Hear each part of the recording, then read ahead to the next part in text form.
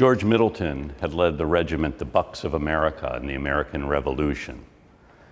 In 1806, Middleton went to the Old South Meeting House and was asked by the other members of the congregation not to sit on the main floor. They no longer wanted African Americans participating so visibly in the life of the church. So Middleton, who lived about a block from this space on the north slope of Beacon Hill, and the other members of the Black community in Boston, which lived here on the north slope of the hill, organized their own meeting house. And in 1806, they built this building, the African Meeting House on the north slope of Beacon Hill. And the African Meeting House became a centerpiece, a meeting place for the entire African American population of Boston. It was a Baptist meeting house, but it was open to all. In the basement, Prince Hall and his son Primus opened a school for Black children. Meetings on every imaginable subject were held here, and lectures on every imaginable subject. And in 1831, William Lloyd Garrison stood at this podium and in this room organized the New England Anti-Slavery Society. And he said that the words we speak here will shake the nation. Now we are few, but Faneuil Hall will soon ring with this cause. Frederick Douglass spoke from this podium. And in 1863, the 54th Massachusetts Regiment was recruited in this building. So the African Meeting House becomes a center place, a meeting place for Boston's Black community from its inception in 1806. A school in the basement, a meeting house here, lectures, discussions, every issue of the day would be argued within these halls, including the issue of slavery, which is going to transform American society in the 19th century. This is the centerpiece of the anti-slavery movement in New England and in North America. So Beverly Morgan Welch is the executive director of the Museum of African American History, and she has welcomed us here today. Beverly, thank you for letting us come in and see the museum and the African Meeting House. Always, Bob. Now, what can you tell us about this space? What's your favorite story about the museum? What is my favorite story?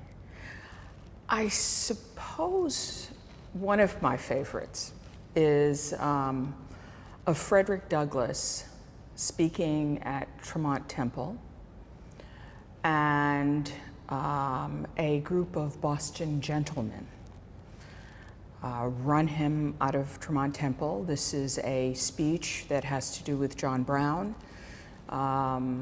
It is a time when abolitionists, Black and white, are coming together to talk about the raid on Harper's Ferry and Brown's subsequent hanging and the care and nurture of his wife and the struggle for freedom as it moves forward.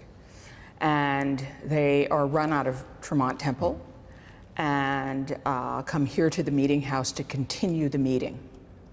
And the Boston police hold off the crowd, and Douglass is here, and he holds forth.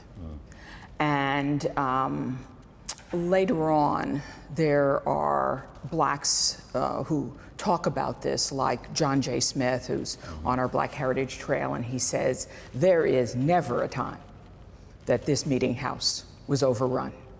People knew better than to try to come in here, and it would have been a very bad scene. And once Douglass does that, they continue the meeting and talk about what is coming, what is inevitable, as in the Civil War. He then gives a speech in another locale about a week later and talks about free speech. And he says a few things that are important, not the least of which is, one, many have told him not to speak about this because as a Black man, let others address it. And he says, I'm the one who's been denied speech. So I am the one to defend myself. This notion that black people should not speak on issues that involve race is not going to stand with him, and he's quite eloquent about why. Secondly, he says that, let's be clear, this isn't a bunch of, tough guys who did this act. It isn't a bunch of people who are whipped up by a wily politician. These are gentlemen. Right. The same people who hold forth on independence and the Constitution and are the ones who are doing it. And finally, he also says that free speech is also denying people the right to listen, and then the discourse that follows from that listening. So that would be one of my favorite moments of not backing down.